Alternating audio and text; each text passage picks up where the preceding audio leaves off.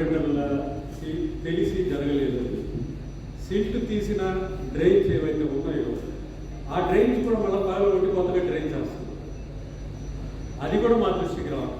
కార్పొరేటర్లకు ప్రజల చేత ఎన్నుకోబడ్డాం, ఎవరి చేత రిప్రజెంట్ చేయబడలేదు, ప్రజల చేత ఎన్నుకోబడ్డాడు.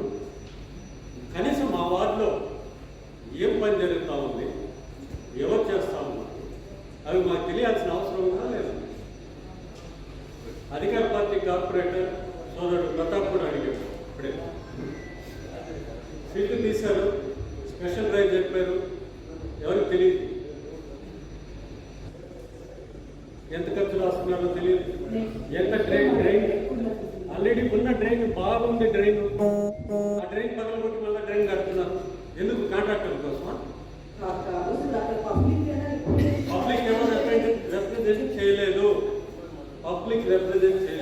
ఆల్రెడీ డ్రైన్ ఉంది. ఆ డ్రైన్ సీల్ట్ పేర్కొపోయింది. సీల్ట్ దానికి స్పెషల్ డ్రైవ్ కూడా పెట్టారు.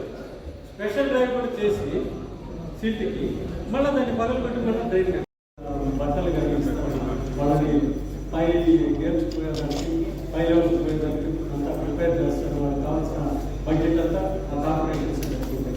మనకైతే ఒక గ్రౌండ్ కూడా పెట్టుకుంటుంది, కానీ ఇంకెందుకు పెడతా ఉన్నాం.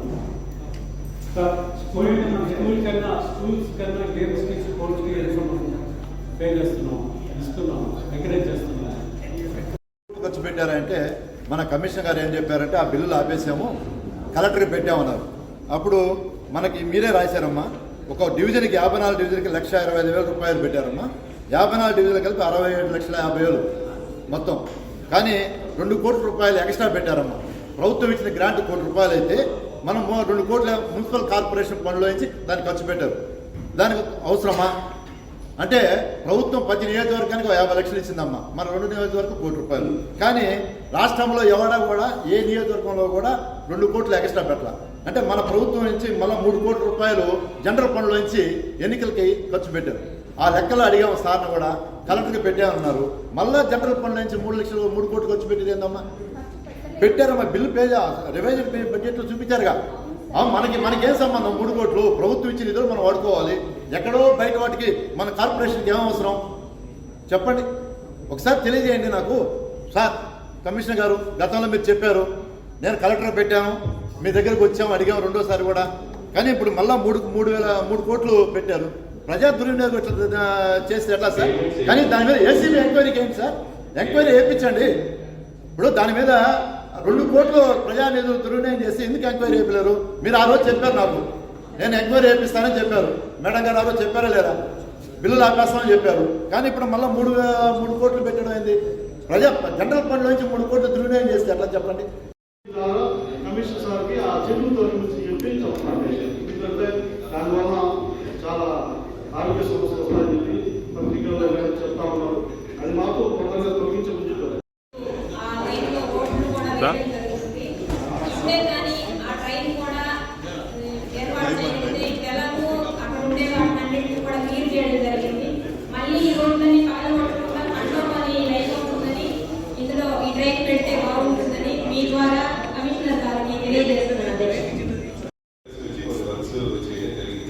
సో ఆ చేసిన వర్క్స్ ఏవైతే ఉన్నాయో దానికి గౌరవ సభ్యులు తెలియజేసినట్టే కలెక్టర్ సార్కి లెటర్ పెట్టడం జరిగింది. దాని తర్వాత కలెక్టర్ సార్ నుంచి స్టేట్ ఎలక్షన్ కమిషన్ ఏదైతే రిలీజ్ చేసింది, మనకి ఎలక్షన్ ఎక్స్పెండిచర్ రిలీజ్ అయింది, కలెక్టర్ గారికి రిలీజ్ అయింది. దాని నుంచి కలెక్టర్ గారు కూడా ఎక్స్పెండిచర్ ఇచ్చారు. సో అది ఉంది.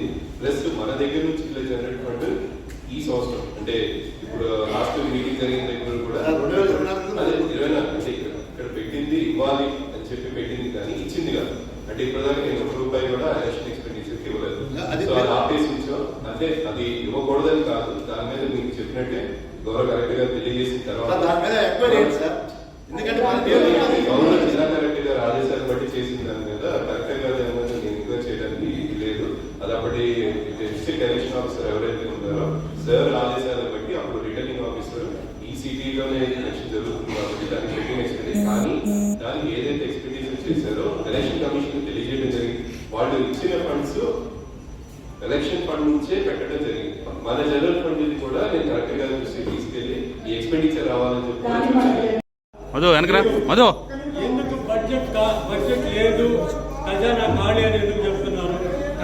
కాంట్రాక్టర్లకి బిల్లులు ఇవ్వకుండా వాళ్ళు ఎందుకు హరాజ్ చేస్తా ఉన్నారు?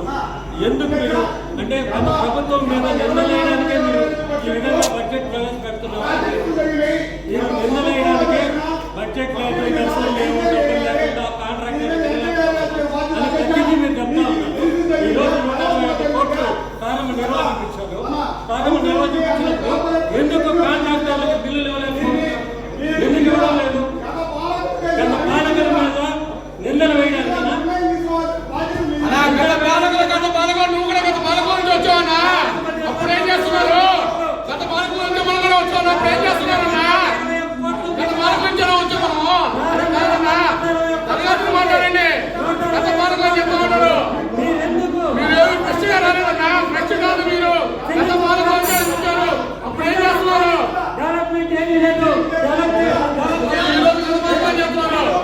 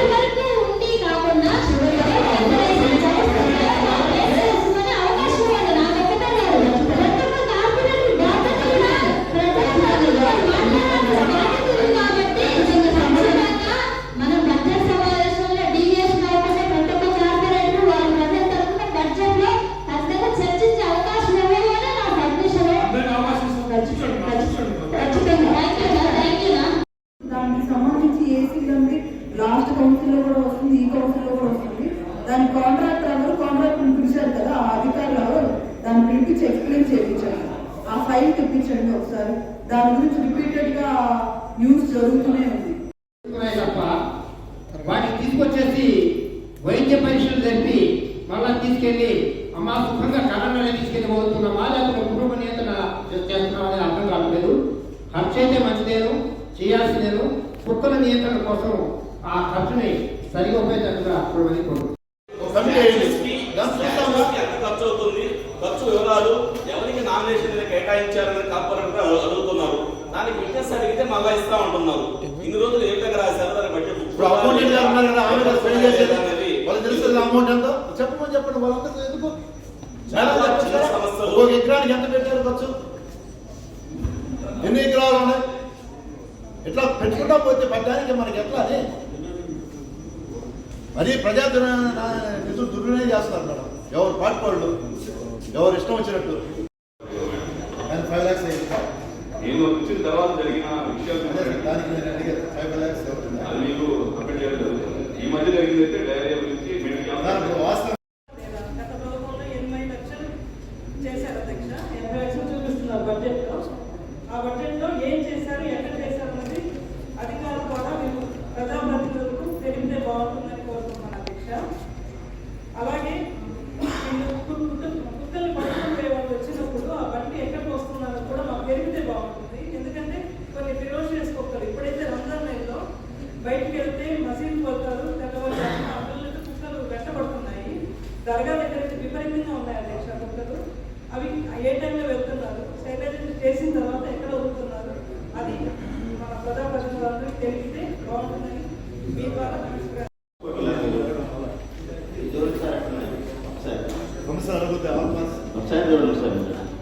పిచ్చి మొక్కలు పెట్టుకున్నారు. గ్రామాలు ఎంత ముఖ్యమో ఊరు మొక్క శ్మశాలు అంత ముఖ్యం. ఈ జంగిల్ క్లీనింగ్ అంటే సంవత్సరాల దాకా కూడా పట్టించుకోలేదు. ఇది 2సారి 3సారి అడిగారు, అసలు పట్టించుకోలేదు మేడం. ఈ దీంట్లో ఇంకో పేజీలో ఒకసారి కూడా బడ్జెట్ పెట్టినారు మేడం. దేనికి ఖర్చు పడతారు? 25 లక్షలు మాత్రమే ఉంది. ఇప్పుడు ఈ బడ్జెట్లో మాత్రం 2 కోట్లు పెట్టున్నారు. 25 లక్షలు ఉన్నదాన్ని 2 కోట్లుగా పెంచారు. వ్యత్యాసం ఏంటి? లాస్ట్ ఇయర్కి ఈ ఇయర్కి డిఫరెన్స్ ఏంటి? 25 లక్షలు ఉన్నదాన్ని 2 కోట్లు పెట్టారు. డిఫరెన్స్ ఎందువల్ల అంత వేరియేషన్ ఎందుకు వచ్చింది సభ్యులకి వివరించాల్సిందిగా మనం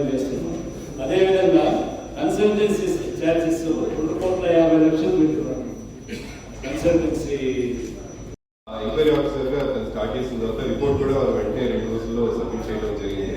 ఎంక్వైరీ రిపోర్ట్లో వాళ్ళు పేర్కొన్న అంశాలు అందరినీ ఇన్వెస్టిగేట్ చేసిన తర్వాత ఎక్కడెక్కడైతే ఫోటోగ్రాఫ్స్ ఎవరెవరు పనిచేస్తారో ఆ ఫోటోగ్రాఫ్ని లెక్కేసి ప్రతి ఫోటోగ్రాఫ్ని లెక్కేసి అక్కడ ఉన్న శానిటేషన్ సెక్రటరీ అక్కడ ఉన్న శానిటేషన్ మేస్త్రి వాళ్ళతో మాట్లాడి దాని తర్వాత ఆ ఇన్స్పెక్టర్ వీళ్ళతో కూడా మాట్లాడి అదే మనకి కమాండ్ కంట్రోల్ రూమ్లో పార్లర్కి ఇంకో డేటా కలెక్ట్ చేస్తాం.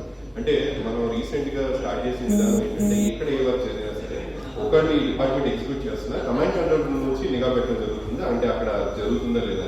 సో ఆ డేటా ఈ డేటా టాలీ చేసుకున్నారు సెక్రటరీ గారు. చేసుకున్న తర్వాత ఏవైతే బిల్స్ ఒక ఇదేంటంటే అడ్మినిస్ట్రేటివ్ శాంక్షన్ తీసుకోవడం ఒక ఎత్తు అయితే వర్క్ జరగడం అనేది వేరే. అంటే 100 మందికి అడ్మినిస్ట్రేటివ్ శాంక్షన్ తీసుకోవాలని ఉంటుంది. సో అక్కడ ఎంతమంది పనిచేశారు అనేది వాళ్ళు వెరిఫై చేశారు.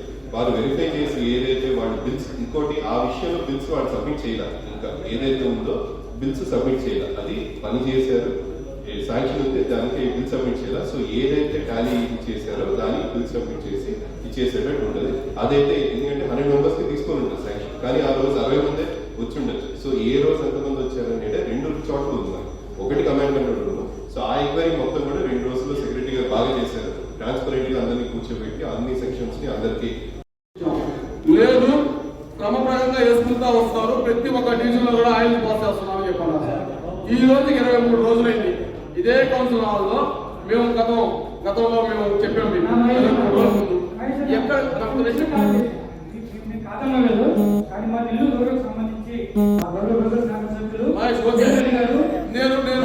నేను మాట్లాడుతున్నాను. ఓకే ఓకే ఓకే మంచిది. నేను చెప్పేది నెల్లూరు నగరం గురించి చెప్తున్నాను. నెల్లూరు నగరంలో మీరు ఈ 23 రోజుల్లో ఎక్కడెక్కడ ఆయిల్ బాల్స్ చేశారో చెప్పండి సార్ ఒకసారి. మనం రైల్వే ట్రాక్ నక్కలాల సెంటర్ కానించి వస్తే మనం ఇటు పక్క మన మాగుంట వీళ్ళు కాంప్లెక్స్ శ్రీ కాంప్లెక్స్ స్ట్రీట్ కానించి గాంధీ బొమ్మ కానించి మునూరు బస్ స్టాండ్ కానించి మన అర్చన ఆపోజిట్ సిరి ఆపోజిట్ ఇదంతా చాలా పెద్ద డివిజన్ సార్. అందులో మనకి పైనుంచి వాటర్ అంటే కూడా పెద్ద ఉయ్యాల కాలువ ఉండేది కూడా నా ప్రాంతంలో ఉంటుంది సార్. అలాగే కొత్త వాళ్ళ దగ్గర పెద్ద కాలువ నా వార్డులో ఉంటుంది సార్. దోమలు ఎక్కువగా ఆ ప్రాంతంలో ఉంటుంది కాబట్టి నేను లాస్ట్ టైం కూడా మిమ్మల్ని నేను చెప్పాను. మీకు 25-26 సంవత్సరానికి గాను బడ్జెట్ని ప్రవేశపెట్టుకోవడం జరిగింది. 54 డివిజన్లకు సంబంధించి అభివృద్ధి పనులు చేపట్టే విధంగా ప్రజలకి అవసరమైనటువంటి మౌలిక సదుపాయాలని కూడా కల్పించే విధంగా ఈరోజు బడ్జెట్లో 695,95,46,00,000 రూపాయలతోటి బడ్జెట్ని రూపొందించి గౌరవ సభ్యులందరి చేత ఆమోదించడం జరిగింది. రాబోయే సంవత్సరానికి గాను ఈ బడ్జెట్ని 25-26 సంవత్సరానికి బడ్జెట్లో ప్రజలకు ఎటువంటి అభివృద్ధి పనులు చేయడానికి కానీ డ్రైన్స్ కానీ ఎటువంటి సమస్య లేకుండా ఉండే విధంగా ఈ ఏదైతే ట్రేడ్ లైసెన్స్ అవన్నీ కూడా కలెక్ట్ చేసే విధంగా ఈ ఇయర్ ఏదైతే బడ్జెట్ ఉందో అది మనకున్నటువంటి అమౌంట్ కూడా పెంచుకునే విధంగా మొండి బకాయిలుగా ఉన్నటువంటి అమౌంట్ని కూడా కలెక్ట్ చేసే విధంగా ఇయర్ చేయడం జరిగింది. ఈ బడ్జెట్ని ప్రజలందరికీ కూడా అభివృద్ధి పనులకి ఉపయోగించడానికి అన్ని డివిజన్కి 54 డివిజన్ల అభివృద్ధి పనుల్లో చేపట్టడానికి భాగంగా అదేవిధంగా ఈ బడ్జెట్ని ప్రవేశపెట్టడం జరిగిందని తెలియజేసుకుంటూ గౌరవ సభ్యులందరూ కూడా బడ్జెట్ని ఆమోదించినందుకు గాను ధన్యవాదాలు తెలియజేసుకుంటూ ఈ బడ్జెట్ సమావేశం అనేది ముగిసిందని తెలియజేసుకుంటాం.